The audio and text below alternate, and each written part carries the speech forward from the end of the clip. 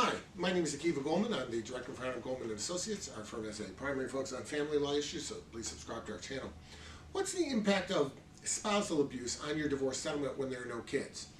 I specified there are no kids because, as you may know, when there are kids and there's a question of custody, if somebody's abusive, there's domestic violence going on in the house, that can impact custody. But what if there are no kids? What's the impact of having a spouse beating up another spouse? Well, you have to understand something.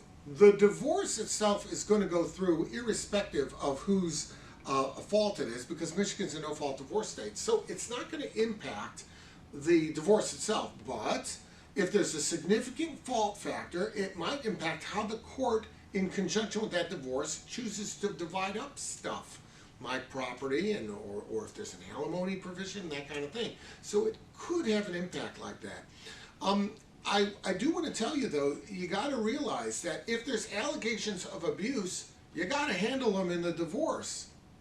Don't expect that we'll get divorced, we'll take care of it, and I'll turn around and I'll sue her afterward.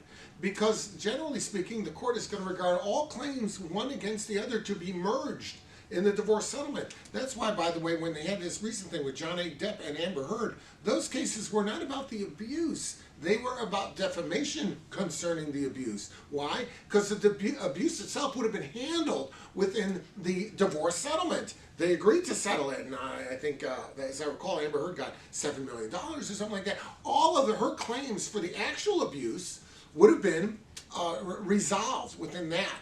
Their lawsuits were about defamation and defamatory comments made after the fact, but remember one thing, the divorce is going to contain all that. So if you have a allegation or a series of allegations that somebody was abusing me and I suffered this, I suffered that, you better raise it during the divorce, and it should be negotiated into the settlement. And if you can't settle the case and you try it, you need to bring that out so that the court can consider that aspect as it relates to the overall resolution of the case. If you have any questions about that, reach out. We'll be glad to help you out.